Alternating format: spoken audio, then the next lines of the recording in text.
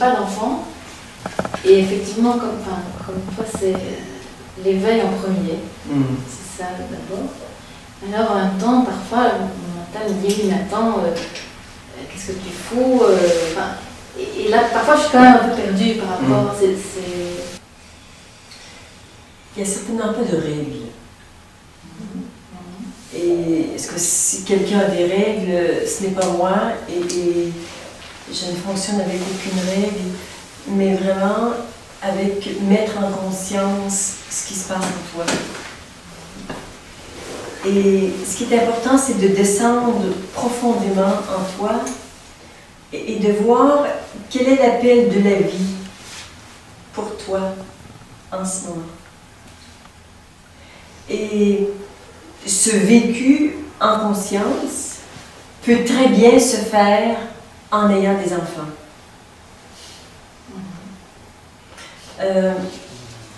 Il y a une petite histoire qui m'a bien marquée, que j'ai vue dans l'histoire, dans l'autobiographie de Yogi, de Yogananda. Il dit, entre autres, dans un des chapitres, lorsque Babaji a transmis le Kriya Yoga à son principal disciple, Sri Yuskesvar,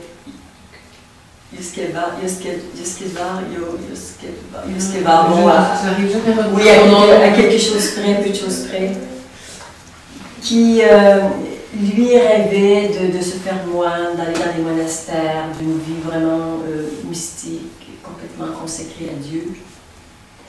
Et Babaji lui a demandé de rester dans le monde, de fonder une famille, d'avoir un travail. Elle a demandé à ce grand être qui aurait très bien pu œuvrer dans un monastère, mais de rester dans le monde pour enseigner le Kriya Yoga et donner l'exemple d'une vie d'un saint ou d'un être d'exception, mais vraiment comme nous tous. Alors, cette vie à partir de la présence dans l'être que nous sommes fondamentalement peut se faire à travers le célibat, ou la famille, ou dans les monastères, ça peut se faire partout. C'est juste de regarder quelle est votre vérité. Mais il n'y a pas d'endroit où ça doit se vivre, ça peut se vivre partout. Et s'il y a vraiment un appel de ton âme à fonder une famille, à avoir des enfants, tu peux très bien t'éveiller et fonder une famille. Ce n'est pas du tout en opposition. Peut-être même que l'exemple de tes petits-enfants seront une aide à certains moments.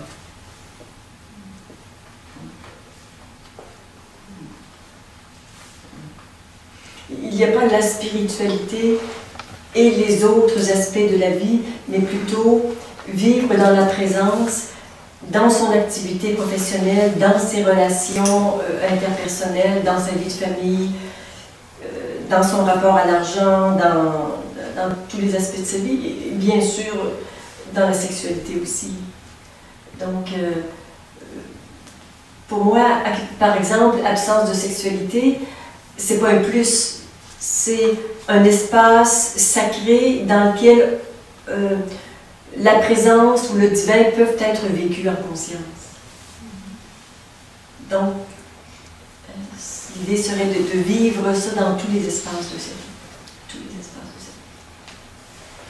Et celui qui en France est peut-être le plus difficilement compris, c'est le rapport à l'argent. Ça, c'est la bête noire, un peu des Français, de ce rapport à l'argent n'est pas du tout sacré.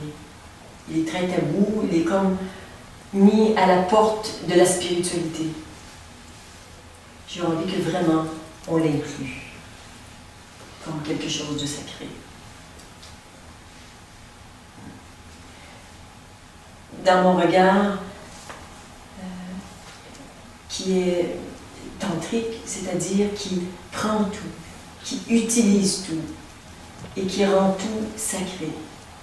Rien ne doit être mis à l'écart de ce vécu dans la conscience. Et je parle parfois des 5 grands vecteurs ou des espaces de sa vie où on peut vraiment y faire descendre la conscience, qui sont notre activité professionnelle, les rapports aux autres, tous les rapports interpersonnels, la sexualité, l'argent et l'alimentation. Et on a parfois des difficultés sur un ou deux plans, mais c'est là qu'on a vraiment besoin de vivre tout ça en conscience, dans un rapport harmonieux avec soi et dans un plus grand déconditionnement possible. Si on peut se libérer de tout ce qu'on nous a appris à propos des aspects de ça, pour vraiment vivre sa vérité de l'instant, sachant que notre vérité, elle n'est pas cristallisée. Ce qui est vrai aujourd'hui va changer demain. Et peut-être que demain, je vais vous dire autre chose. Et si ça arrive, je serai très heureuse de ça. Ça veut dire que quelque chose bouge en moi et que j'aspire à une vérité plus profonde et plus profonde. Et je ne suis pas en train de vous dire la vérité, mais pas du tout. Je ne la détiens pas, ni pour vous, ni pour moi. Je suis en train de vous partager ma vérité de l'instant et c'est tout. Je ne peux pas aller au-delà de ça. Et quand vous me dites quelque chose, c'est votre vérité de l'instant. C'était très beau ce que nous partageait François ce matin à propos de sa solitude. On pouvait sentir et goûter toute la souffrance qu'il y avait dans la solitude. Et qu'une minute après, il nous dit « Et je vois que ça peut être autrement ». Déjà, c'était passé et le regard s'était ouvert sur autre chose. Mais c'est pas parce que ma solitude est souffrante en cet instant qu'elle va l'être dans une demi-heure. Surtout qu'on est dans l'ouverture, dans la reconnaissance de ce qui est, les choses vont très, très, très rapidement. Alors, ce qui était souffrant ce matin ne l'est plus cet après-midi. Et ça va très vite. Sauf que quand le mental n'est pas informé de la rapidité des changements, il croit que les choses sont comme elles étaient, et j'ai toujours été triste de ma solitude ou été mal avec ma solitude, et on peut croire qu'on va l'être encore longtemps, mais non, c'est terminé.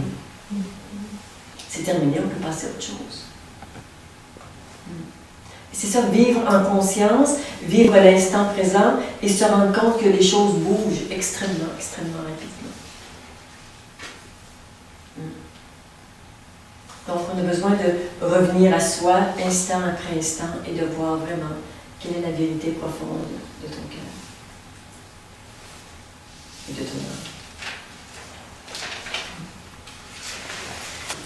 Tu vois, je pense qu'en fait, l'aspiration, elle est là, mais elle est vue comme un frein pour l'éveil. Ah oui, alors ça, c'est faux. Il y a quelque chose de cet ordre-là qui se passe. Et donc, du coup, alors, tu choisis quoi? Si tu vas choisir, priorité à quoi? Maintenant, l'union avec un homme et le fait de fonder une famille ne sont pas un vécu qui entre en contradiction avec l'éveil.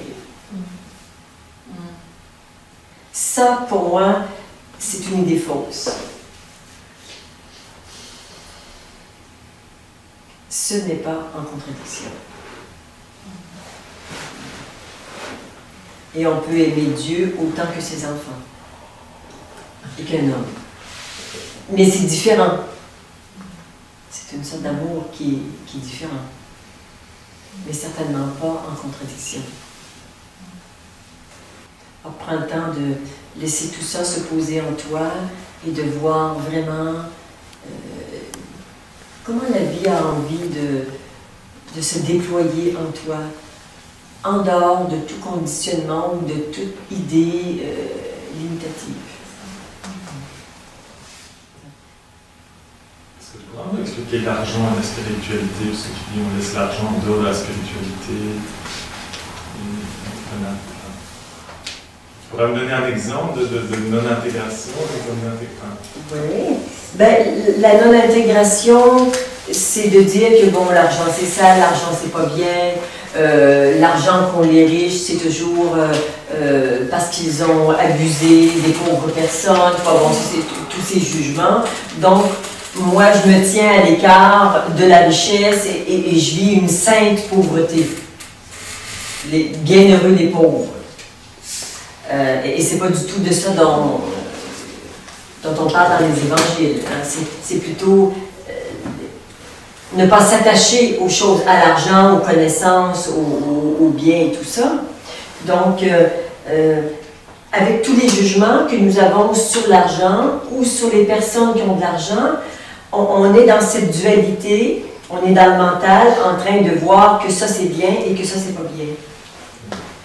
Et quand on est inclusif, c'est que l'argent fait partie de la vie, ça fait partie d'un système d'échange dont nous avons besoin actuellement. Et sans être accro pour en gagner ou dans la façon de la dépenser, il y a quelque chose qui fait que, est-ce que je peux être en conscience et libre de l'argent? Et ça peut demander, par exemple, de revisiter ses croyances à propos de l'argent. Est-ce que j'ai peur d'en manquer? Est-ce que j'ai peur de le perdre? Il y a tous ceux qui l'accumulent, le mettent à la banque ou mettent ici ou là pour, au cas où, et qui l'empêchent de circuler, tu vois, qui l'anesthésie à cause de leur peur. Maintenant, on peut mettre de l'argent de côté sans lui donner tout ce poids. Parce que je ferai des réserves pour dans quelques années, peut-être acheter un bien immobilier ou quelque chose, tu vois, mais il y a quelque chose qui peut être léger et conscient dans son rapport à l'argent, qui fait que si tu en as, c'est bien, si tu n'en as pas, c'est bien aussi. Mais encore là, ce n'est pas le fait d'en avoir ou de ne pas en avoir qui va causer la souffrance. Il y a une certaine liberté intérieure. Il n'y a pas de jugement sur l'argent que j'ai ou que je n'ai pas. Donc il n'y a pas de peur, il n'y a pas de souffrance, il n'y a pas de jugement, il n'y a pas de conditionnement. Alors sur moi, et bien sûr, quand je regarde les autres qui ne sont qu'un reflet de mes propres croyances. Et dans l'enseignement qui m'est cher et que je partage, c'est vraiment toujours de rester libre intérieurement. Et quand je vois une croyance ou une adhésion qui brime ma liberté, j'ai envie de regarder ça et de libérer ça pour que intérieurement, toi, je ne suis pas dans la souffrance. Et si je n'ai plus rien qui accroche à l'intérieur, je suis libre. Et certaines personnes ont une destinée pour avoir plus d'argent que d'autres. Il y en a qui n'en auront jamais beaucoup, mais qui ne souffrent pas de ne pas en avoir. Et d'autres qui en ont beaucoup et qui sont vraiment dans la peur et qui sont très, très insécures et qui l'accumulent. Il y a des gens qui ont beaucoup d'argent, qui sont extrêmement malheureux avec ça. Parce qu'ils ont tenté de se sécuriser avec de l'argent alors que ça ne marche pas du tout. Si on se sent insécure, on doit regarder son insécurité. Après, qu'on ait de l'argent ou pas, ça n'a pas d'importance.